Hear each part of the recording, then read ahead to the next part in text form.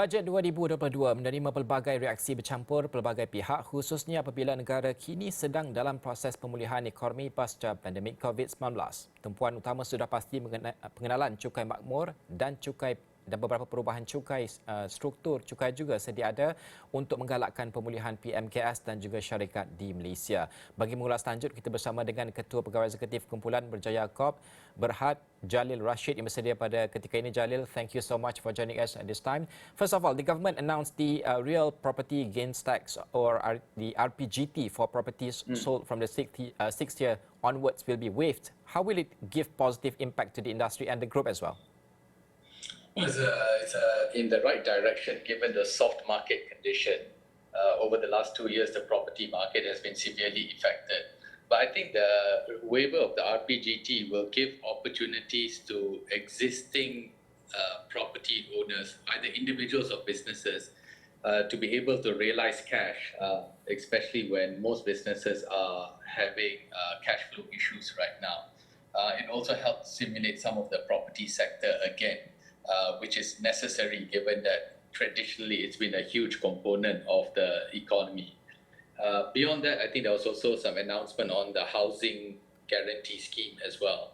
And that's also in the right direction, given that I think the problem in the past has been that there's been a certain segment who want to own properties but were not allowed to own properties simply because they didn't have the right access to financing. So I think overall it's in the right direction. That it makes perhaps the transaction in the secondary market a lot more liquid.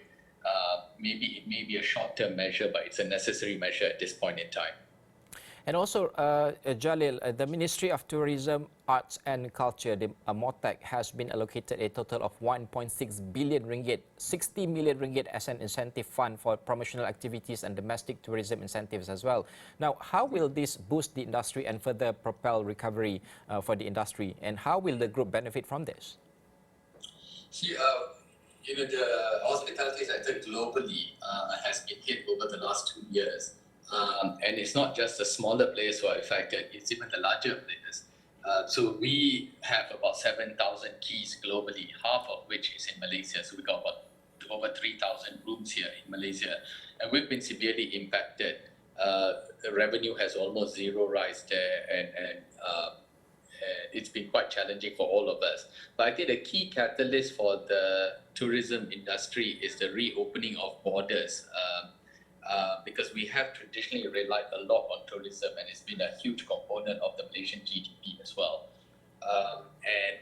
Currently, I think what will boost the tourism industry in the shorter term would be the domestic tourism, but that will not be sustainable in the longer term, given the spending power and the reliance on most of the hotels in the country on foreign tourism. So I think over the medium term, we must behave like we are in an endemic, open borders, and with that also reduce the number of quarantine days. Because the multiplier effect on the tourism industry is huge. It's not just the hotel owners benefiting, but also the transportation services, food, and the overall surrounding community as well. And also, the government proposed that a special one-off tax known as Cukai Makmur be imposed on companies generating high income during the COVID-19 pandemic period. First chargeable income up to the first 100 million ringgit is taxed at 24%, and the remaining chargeable income is taxed at 33%. So instead of windfall tax, a similar concept in the form of prosperity tax is imposed on the companies that generate high income during this COVID-19 pandemic period. This is in the support of the government's initiative that those prospering in such trying times assist those adversely affected in the spirit of shared national prosperity. What's your take on this, and how will this in any way impact the group? Well, I think the concept of a windfall or prosperity tax has been something that's been implemented in most countries worldwide during the last 2 periods. I think the issue of tax isn't something that everyone says, yes, great.